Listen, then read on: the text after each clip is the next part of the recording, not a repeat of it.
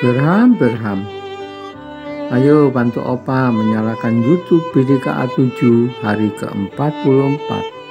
Wah, kakek nyalakan YouTube-nya aja nggak bisa.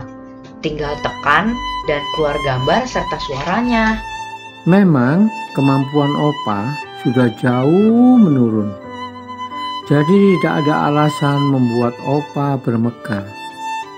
Maaf Opa, Berham juga anak yang rapuh. Sebab yang membuat umat Tuhan bermegah adalah pengenalan akan Kristus. Terima kasih Opa mengajak Berham mengenal Kristus lewat YouTube BDKA. Walau baru di buku 7 ini, Opa tampil menemui pemirsa. Cucu-cucuku, segera perhatikan hamba Tuhan menjelaskan 2 Raja-Raja pasal 21. Shalom adik-adik, kita bertemu lagi di acara Berpetualang dalam Kerajaan Allah. Hari ini kita akan melanjutkan pelajaran yang lalu, yaitu tentang seorang raja yang angkuh, tapi raja yang bertobat. Pelajaran ini tercatat di dalam Alkitab, yaitu di kitab Perjanjian Lama, di kitab 2 Tawarik 33 ayat ke-10 sampai ke-16 dan 2 Raja-Raja 21 mulai ayat ke-10 sampai ke-16. Tentunya sebelumnya kita harus berdoa, minta pertolongan Tuhan supaya kita bisa mengerti. Mari anak-anak, kita lipatkan tangan, kita tundukkan kepala, kita berdoa dengan hati kita kepada Tuhan. Bapa di dalam surga, puji dan syukur kami naikkan ke hadapan hadirat-Mu Tuhan. Jikalau Tuhan senantiasa berkenan kepada kami, anak-anak Tuhan yang Tuhan panggil untuk boleh mendengarkan firman Tuhan yang begitu berlimpah di dalam kehidupan kami. Terima kasih Tuhan, biarlah waktu di hadapan kami ini Tuhan sendiri melalui pertolongan Roh-Mu yang kudus membukakan pikiran kami, menyingkapkan hal-hal yang tidak kami mengerti dengan pertolongan Roh Kudus-Mu yang boleh bekerja dengan leluasa. Karena tanpa Engkau ya Tuhan, segala sesuatu yang kami kerjakan adalah sia-sia. Karena itu Tuhan, mari Tuhan kiranya Roh Kudus-Mu yang boleh membuka hati dan pikiran kami pada jam di hadapan kami ini. Kami menaikkan doa kami ini, kiranya Tuhan melayakkan setiap kami, memberi anugerah dan belas kasihan Tuhan. Terima kasih Tuhan, dalam nama Tuhan Allah kami yang hidup, Tuhan kami Yesus Kristus, kami berdoa dan bersyukur. Amin.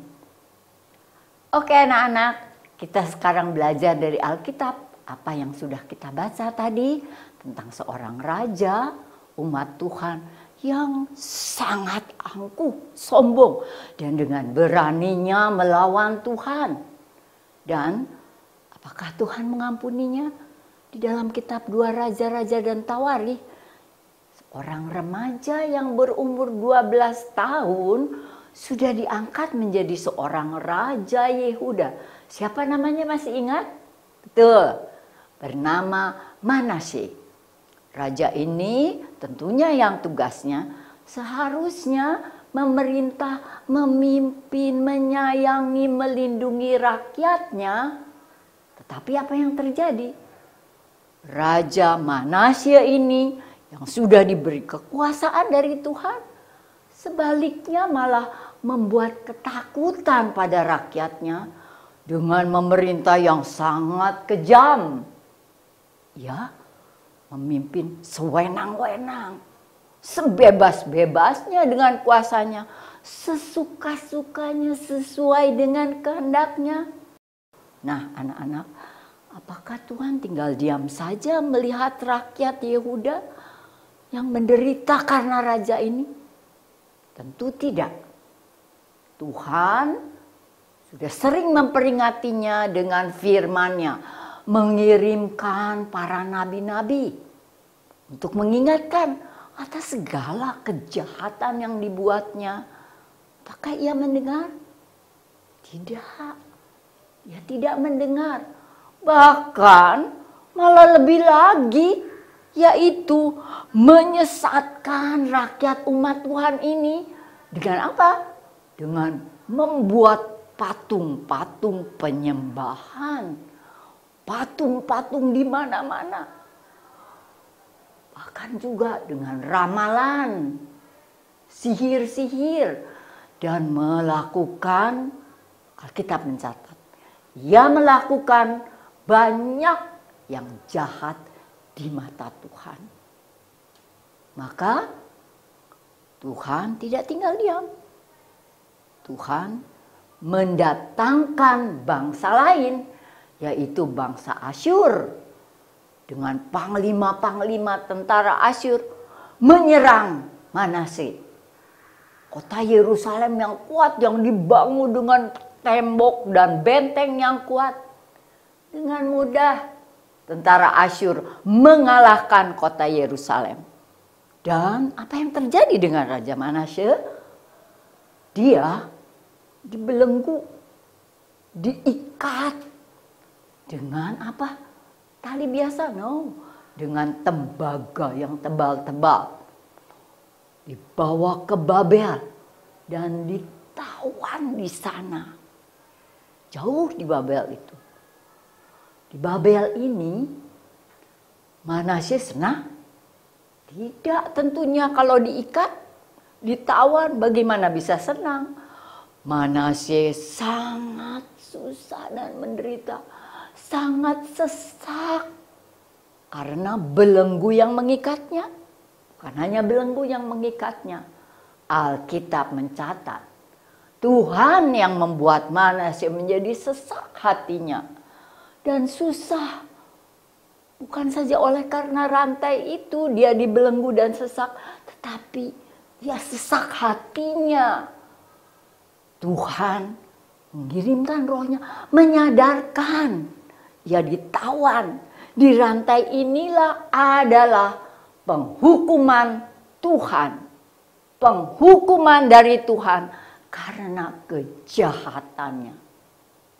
Dan bagaimana sikap Manasye sekarang? Betul, Tuhan yang menyadarkan Manasye. Tuhan masih memberikan anugerahnya pada Manasye. Dan hati Manasye menjadi sangat hancur. Maka dengan hati yang hancur akan dosa dan kejahatannya, Tuhan menyadarkan dia. Ia berdoa kepada Tuhan dengan sungguh hati. Ia sadar hukuman ini Tuhan sedang mencari dia kembali. Maka di dalam kesusakannya dan kesesakannya, Manasye sungguh-sungguh merendahkan dirinya di hadapan mata Tuhan. Di hadapan mata Allah yang dari ayahnya Hizkia, nenek moyangnya. Ia mengakui semua kesalahannya di hadapan Tuhan yang Maha Pengasih. Dan anak-anak, Tuhan mendengarkan. Alkitab mencatat, Tuhan mengasihani orang yang rendah hatinya, orang yang berseru-seru di dalam kesesakannya kepada Tuhan. Tuhan mendengar. Dan kuasa Allah yang sudah dinyatakan selama ini kepada ayahnya dan seluruh Yehuda. Apakah Tuhan mendengar penyesalan dan hancur hati Manasye di hadapan mata Tuhan? Ya benar anak-anak. Tuhan yang penuh kasih mendengar doa orang yang hancur dan mohon belas kasihannya. Maka tanpa terduga dan tanpa terpikirkan oleh Manasye yang sedang merendahkan serendah-rendahnya, mohon belas kasihan Tuhan. Ya, dikembalikan menjadi raja, duduk kembali tahtanya di Yerusalem. Anak-anak, hal ini dimungkinkan bukan karena kekuatan manusia. Hal ini terjadi karena Tuhan. Karena dengan adanya kekuatan Tuhan, juga melalui pergantian pemerintahan di dalam kerajaan Raja Asyur, sehingga dengan sendirinya Manasye bertahta kembali. Anak-anak, Manasye telah kembali di tahtanya di Yerusalem. Sekarang ia sadar sesungguhnya ia mengalami kasih Tuhan Allah yang sejati, yang hanya karena anugerah Tuhan di dalam kesesakannya dia dapat datang pada Tuhan, menyerahkan diri sepenuhnya kepada Tuhan. Ia sadar betapa besar anugerah Tuhan yang diberikan kepadanya, dan ia mengerti apa sekarang maksud Tuhan mengembalikan dia di dalam tahtanya di bangsa Yehuda ini di Yerusalem dan bagi dirinya. Anak-anak, kita belajar ya betapa besar anugerah dan kasih Tuhan kepada kita umatnya. Seperti Manasye yang ingin sebebas-bebasnya ketika sudah diberikan kuasa dan anugerah melakukan kehendaknya. Apakah kita pun sering demikian? Oh ya, kita pun sering demikian dengan pemberian, dengan anugerah, dengan segala yang Tuhan beri. Bukannya kita melakukan semuanya. Pemberian ini adalah kebaikan Tuhan dan kita kembalikan untuk Tuhan. Bahkan kita tidak mau bebas dari suara Tuhan, tidak mau mendengarkan Tuhan. Maka justru disitulah sesungguhnya dosa lebih mengikat, lebih membelenggu kita. Tetapi Tuhan Yesus mencari kita. Syukur kepada Tuhan kita Yesus Kristus pun yang pernah dibelenggu, disalib, menanggung semua penghukuman dosa kita, agar kita seperti Manasye dibebaskan kembali dari penghukuman dosa dan kita menjadi saksi Tuhan. Bisakah anak-anak bersyukur pada Tuhan kita Yesus Kristus? Bisa? Tentu bisa dengan pertolongan Roh Tuhan yang kudus. Nah, adik-adik, anak-anak yang dikasihi Tuhan kita Yesus Kristus, sampai di sini pelajaran kita kali ini. Kita meresponinya, kita menjawab, kita berdoa, kita berkata pada Tuhan. Mari kita lipatkan tangan kita menjawab panggilan Tuhan di dalam firman-Nya. Tundukkan kepala, berdoa bersama-sama dengan Ibu. Bapa di dalam surga, puji dan terima kasih kepada hadirat-Mu yang kudus di dalam kasih dan pengampunan Tuhan kami Yesus Kristus.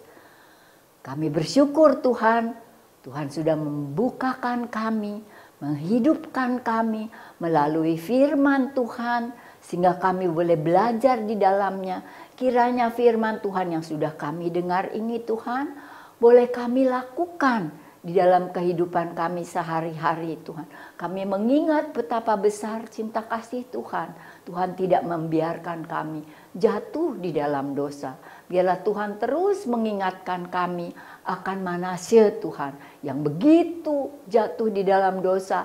Tetapi anugerah Tuhan yang begitu besar boleh mengembalikan dan memanggil kami kembali menjadi anak-anak Tuhan.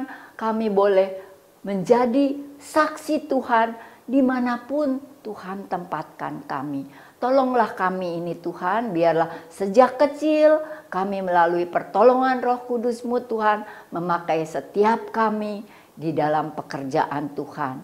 Inilah doa kami Tuhan, layakan kami hanya karena anugerah Tuhan dan belas kasihan, kebaikan dan kemurahan Tuhan. Di dalam Tuhan kami Yesus Kristus kami berdoa dan mengucap syukur. Amin.